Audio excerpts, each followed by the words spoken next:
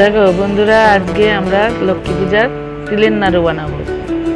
কড়াইয়ে গুড় দিয়েছি, গুড়টা দিয়ে একটু সামান্য জল দিয়েছি। আখের গুড় তো দানা দানা ছিল, তাই গুড়টা দিয়ে একটু জল দিয়ে ফুটালাম। ফুটিয়ে দেখো ঘন হয়ে গেছে। এবার দেখবো যে বেশ আঁশ উড়েছে, আঠা আঠা হয়েছে। তখন ভাজা তিলটা ভেজে নিয়েছি। ফার্স্ট তিলের মধ্যে গুড়টা দিয়ে নাড়ছি, পাক এসে যাচ্ছে। ভাজা তিলের মধ্যে গুড়টা ছাড়ছি, দিয়ে তিলটা ভালো করে নাড়তে নাড়তে দেখো নাড়ু পাক এসে যাচ্ছে। এবার আমি নাড়ুগুলো বানাচ্ছি গোল গোল করে। খুব তাড়াতাড়ি বানাতে হবে, তা নাহলে হাতটা গরম, মানে তিলটা ঝুরঝুরে হয়ে যাবে। সেই জন্য তাড়াতাড়ি করে বানাতে হচ্ছে।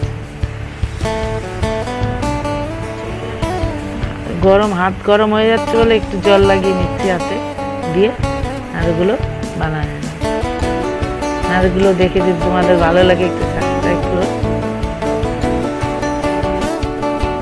তিলের নাড়ু প্রায় হয়ে এসেছে।